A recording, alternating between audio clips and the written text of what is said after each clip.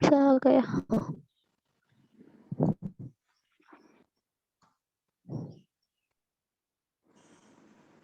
Hello, am I audible? Hello. Yes, sir. Okay okay Yes, sir. Okay okay. अब देखो, अब मैं अभी बोल रहा था आपको पोटैटो का, फिर मैंने बता दिया यहाँ पे।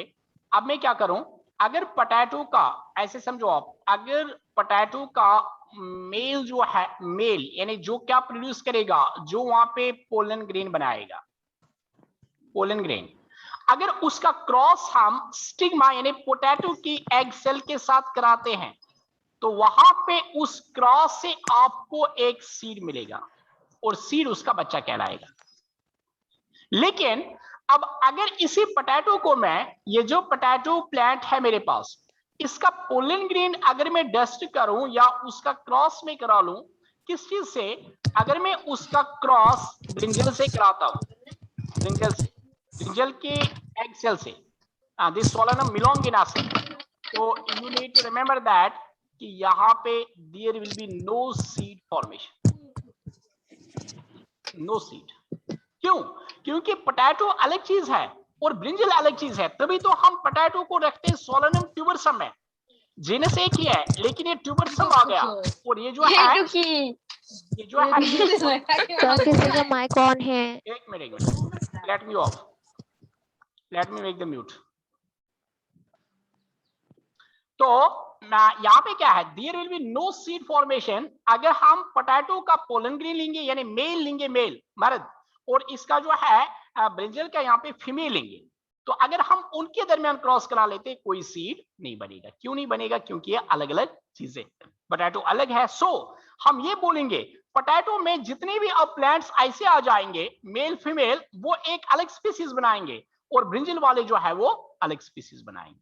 तो इस तरह से जो है हम इसको कहते हैं रिप्रोडक्टिव आइसोलेशन। रिप्रोडक्टिव आइसोलेशन का मतलब आ गया, जो मैं पहले ही लिखा था आपको, रिप्रोडक्टिव आइसोलेशन, यानी एवरी स्पीसीज जो है, every species that can not reproduce in another species, वो दूसरी स्पीसीज में रिप्रोड्यूस नहीं कर सकती है, या वो दूसरी स्पीसीज को रिप्रोड्यूस जो है वहां पे रिप्रोडक्शन नहीं करा सकता है, उसको फर्टिलाइज नहीं कर सकता है, दूसरी स्पीशीज को वो फर्टिलाइज नहीं कर सकता है, वो सिर्फ और सिर्फ जो है विद इन, जो हम कहेंगे विद इन स्पीशीज, तो with in its own group जिसको हम बोलेंगे, उसी ग्रुप में जो है वो रिप्रोडक्शन करा सकता है या फर्टिलाइजेशन करा सकता है। तो this was the biological concept of species. अगर किसी को और कोई डाउट है यहां तक तो वो बता दी, इससे पहले कि मैं इससे एक्सेप्शंस बता देता हूं। Any doubt? किसी को समझ में नहीं आया वो बोलेगा। सर, हाँ बोलो, सर हाँ बोलो, मैं सुन रहा हूँ। सर अब तो अदन का टाइम हो गया है ना, आप छोड़ दीजिए, हम तो इस समय पर प्रे करेंगे। मुझे आवाज आपका जो है क्लियर नहीं आ रहा है, ये थोड़ा सा जोर से बोलो थोड़ा। सर अजन का टाइम हो गया है, आप तो प्रे करेंगे। हाँ ठीक है, ब्रेक कर लेते हैं, no problem, no sir, problem. हाँ ब्रेक कर लें कि क्वेश्चन सुने? हाँ बोलो सर बोलो। पोलिंग और ये क्रॉस उठे क्लास नहीं होता क्या? पोलन और किसका क्रॉस नहीं होता है? सर, एक क्रॉस उठाए पर क्लास नहीं होता है। जरा आप क्वेश्चन चैट में लिखो, आपका क्वेश्चन चैट में आ जाएगा मुझे। सर हाँ बोलो। यहाँ साइड पे पोलन और ब्रिंजल, ब्रिंजल का सीड नहीं होता? अरे सीड होता है, मैं बोला जब आप, ये क्वेश्चन है ना आपका, क्वेश्चन ये है ना? हाँ। हाँ देखो मैं क्या बोला, मैं बोला कि अगर आप पोटैटो का पोलन लोगे, पोटैटो का पोलन, ठीक है, आप पोटैटो का पोलन लेते हैं यानी मेल लेते हैं, और उसका क्रॉस आप किससे कराते हैं? उसका क्रॉस जो है आप ब्रिंजल से कराते हैं। मतलब ब्रिंजल अलग चीज है, उसका क्रॉस आप ब्रिंजल के फ्लावर के फीमेल से करते हैं, फीमेल से। इसका फीमेल जो होगा, जिसको हम कहते हैं स्टिग्मा स्टाइल ओवरी, कॉल्पल और पिस्टल, तब जाके जब क्रॉस होगा तो यहाँ पे कोई सीड नहीं बनेगा। सीड तभी बनेगा जब ब्रिंजल का मेल जो है, ब्रिंजल का अपना पोलन ग्रेन इस पे आ जाएगा, इस फीमेल पे। समझ में आई बात? Hello, Yes, sir. Yes sir. Okay. तो इसके बाद इसमें एक्सेप्शंस है इस कॉन्सेप्ट में, मैं वो एक्सेप्शंस बता देता हूं।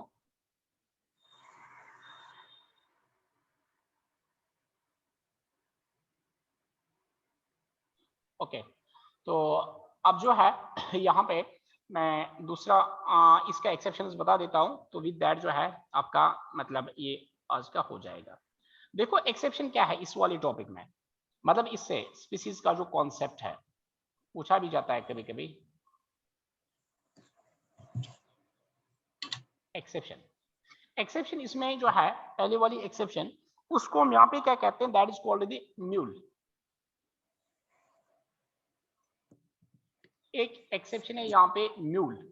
म्यूल क्या होता है? म्यूल होता है सेट्राइल हाइब्रिड, यानी ये बनाया गया है, ये बन गया म्यूल। अब आप कहेंगे सर ये म्यूल क्या हुआ? ठीक है, व्हाट इज म्यूल? तो म्यूल ऑफ ये चीज याद रखो, म्यूल में क्या किया गया, म्यूल में male donkey And female male horse. Donkey, हाँ, And female into horse. Female horse, Female horse. Male donkey female horse, यानी यहाँ पे अलग अलग चीजें हैं। डंकी का यहाँ पे मेल लिया गया, ये अलग स्पीसीज है, और फीमेल का यहाँ पे जो है मतलब हॉर्स का जो है वो यहाँ पे फीमेल आ गया, और इनके क्रॉस करने के बाद जो यहाँ पे मतलब वहां पे प्रोडक्ट आया, बच्चा जिसको हम कहेंगे शॉर्ट में, तो वो प्रोडक्ट जो है वही प्रोडक्ट म्यूल कहलाया। पहली बात ये है। सो इसका मतलब क्या आ गया, जो मतलब उसने बोला, मेयर ने जो बोला वो कॉन्सेप्ट बिल्कुल अब भी क्लियर है, ऐसा नहीं है कॉन्सेप्ट चेंज हुआ, लेकिन उसमें भी एक्सेप्शंस आ गई। ये चीज आप याद रख सकते हैं। अगर आपको कोई पूछेगा what is the exception to Mayr concept, Mayr concept का पहला एक्सेप्शन ये है म्यूल। और म्यूल के बारे में ये भी याद रखो आप, इट इज सेट्राइल। सेट्राइल का मतलब होता है म्यूल में आगे जाके, म्यूल में आगे जाके ये कैपेबिलिटी नहीं होती है, ये कैपेसिटी नहीं होती है कि वो रिप्रोडक्शन करा ले, वो फर्टिलाइज करा ले। म्यूल में मतलब म्यूल है सर आर्टिफिशियल रिप्रोडक्शन है क्या? हाँ, ये तो आर्टिफिशियल मतलब जो है ना उसका सेमेन वगैरह लेके जो है हम इंसर्ट करेंगे फीमेल के हॉर्स में। तो या मतलब बाकी क्रॉसेस के भी वो के मेथड्स भी हैं, तो वो भी आप जूलॉजी में जो है वहां से देख सकते हैं। तो कैसे पॉसिबिलिटी है, तो है पॉसिबिलिटी मतलब है, या देयर इज द वेज और टेक्निक्स। ठीक, तो सेमेन को भी हम फर्टिलाइज करा लें या बाकी भी कुछ पॉसिबिलिटी होती है। तो ये था पहला फर्स्ट वन म्यूल का। उसके बाद यहाँ पे एक और है, उसको हम कहते हैं दैट इज नोन एज हेनी। सेकेंड एक्सेप्शन जो है दैट इज कॉल्ड द हेनी। कभी कभी ये भी आता है आपको एमसीक्यूज में, इसका भी क्वेश्चन से पूछा जाएगा, म्यूल का क्रॉस किस किस के दरमियान हुआ, हेनी का, क्योंकि कंफ्यूज करता है। तो हेनी के बारे में ये चीज आप याद रखो, हेनी का है, इसका है male horse, male horse into जो है ये आएगा फीमेल डंकी, यानी उसका उल्टा जो ऊपर था। हेनी का आता है मेल हॉर्स, पहले क्या था, पहले था मेल डंकी फीमेल हॉर्स, अब इसका उल्टा कीजिए, हॉर्स से मेल ले लो और डंकी का फीमेल ले लो, तो इन दोनों का जो क्रॉस कराया जाता है, दोनों का क्रॉस, तो वहां पे क्रॉस करने पे जो प्रोडक्ट बनता है, जो बच्चा पैदा होता है, उस प्रोडक्ट को हम हेनी कहते हैं, दैट इज नोन एज हेनी। तो ये पहली वाली एक्सेप्शन थी टू द मेयर कॉन्सेप्ट। ठीक है, ये पहली एक्सेप्शन है। उसके बाद इसमें कुछ और भी एक्सेप्शन है, लाइक ये जो है ये क्या हो गए, ये सेट्राइल हाइब्रिड्स हुए। कभी कभी क्वेश्चन पूछते हैं फर्टाइल हाइब्रिड्स के बारे में, एनसीईआरटी में तो इतना नहीं है, पर मैं बोल रहा हूं अगर कहीं से पूछा जाएगा या जनरल इंफॉर्मेशन आपको होनी चाहिए, तो फर्टाइल हाइब्रिड्स, फर्टाइल हाइब्रिड कौन कौन सा हुआ? फर्टाइल हाइब्रिड में एक है, उसको हम कहते हैं यहाँ पे that is known as tigon, tigon, TIGON, tigon. पहला ये टिगॉन। टिगॉन क्या होता है, that is male tiger into female lion, it is male tiger, tigon is male tiger into female lion, male tiger into female lion. अगर हम tiger का mail लेंगे और लाइन का फीमेल लेंगे, उनके दरमियान जब क्रॉस होगा तो क्रॉस करने पे जो प्रोडक्ट बनेगा उसको हम टिगॉन कहते हैं। और एक है यहाँ पे दैट इज नोन एज, उसको हम लिगर कहते हैं, LIGR, ये है यहाँ पे LIGR, लिगर। लिगर क्या होता है? लिगर हुआ मेल लाइन, लिगर हुआ male lion into female tiger. हाँ, इसका क्रॉस उल्टा मतलब फीमेल टाइगर। तो जब इन दोनों का दरमियान क्रॉस हो जाएगा, जो वहां पे प्रोडक्ट बनेगा उस प्रोडक्ट को हम वहां पे लिगर कहते हैं। तो दिस वाज द मतलब एक्सेप्शंस। ये एक्सेप्शंस माने जाते हैं किस चीज में? ये एक्सेप्शंस माने जाते हैं to the concept of the Mayr species. ठीक, तो उसके बाद अब जो है मतलब यहाँ पे दूसरा point that is types of species. ये था exceptions to species. Species concept जो है उसमें कौन कौन सी एक्सेप्शन है। तो दूसरा जो यहाँ पे टॉपिक बनेगा that is types of species. Species के कितने टाइप्स है?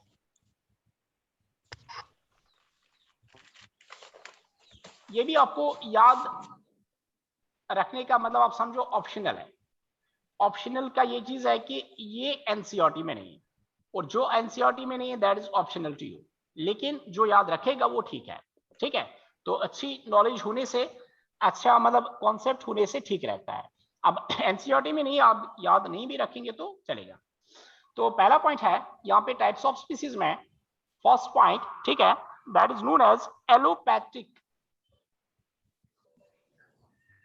एलोपैथिक और पैट्रिक, एलोपैट्रिक स्पीसीज। तो दूसरा टाइप जो यहां पे बनेगा that is known as sympatric species. Sympatric species इस second type here. And then third type जो है बनेगा यहां पे that is known as sibling species. Sibling species. तो ये तीन टॉपिक्स हैं मतलब जो हम यहाँ पे स्पीसीज की ओर से पढ़ते हैं। अच्छा, जूलॉजी में आज आप क्या पढ़ते हैं? जूलॉजी में कौन सा टॉपिक पढ़ते हैं आप? जूलॉजी का कौन सा टॉपिक पढ़ रहे हैं आज आप? Organ level. Organ level. उससे पहले क्या? ओके, उससे पहले क्या क्या पढ़ा? टेरेस्ट्रियल, ठीक है,